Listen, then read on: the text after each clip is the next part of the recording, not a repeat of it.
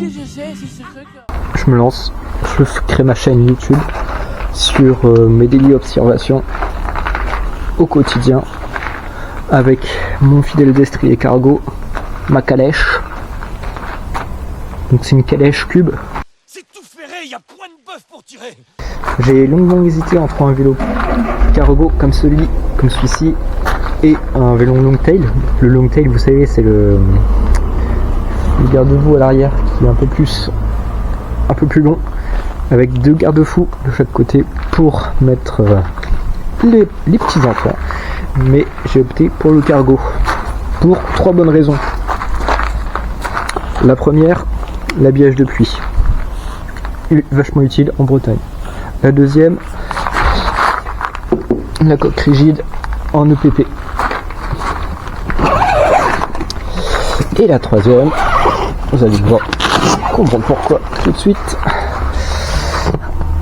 c'est que les petits sont harnachés à l'intérieur.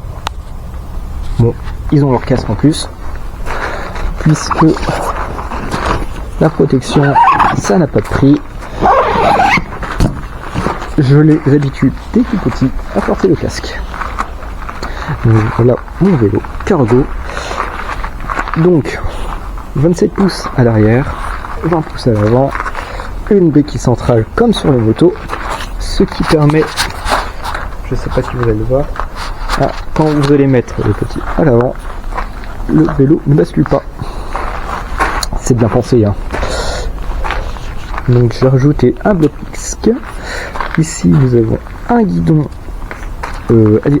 additionnel fixé sur le guidon normal, donc avec la console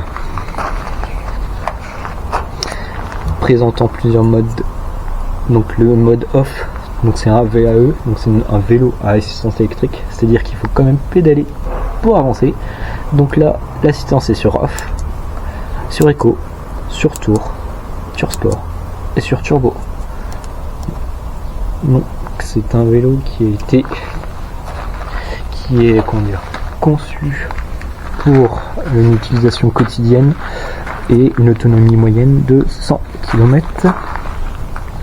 Aujourd'hui, je suis plutôt à 50 km d'autonomie à environ. Donc ici, je cherche un angle. J'utilise le vélo depuis 1055,2 km. Il est actuellement 15h50. La vitesse moyenne 51,8. Alors, c'est une vitesse que j'ai fait en descente, en pédalant fort, pour tester un peu les limites du vélo. Et à cette vitesse-là, c'est pas très conseillé d'aller à cette vitesse-là avec ce type de vélo.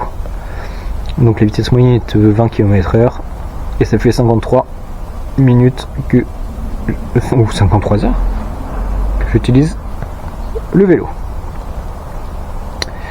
Voilà, donc j'ai rajouté comme je disais un guidon additionnel pour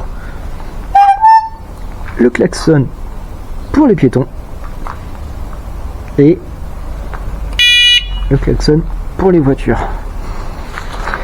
avec ici la petite télécommande pour la GoPro, le petit caisson qui est greffé sur le guidon additionnel. Et ce que je veux dire d'autre, la direction sur ce type de vélo est une direction en dur, mais qui n'est pas un système de poulie comme sur certains vélos.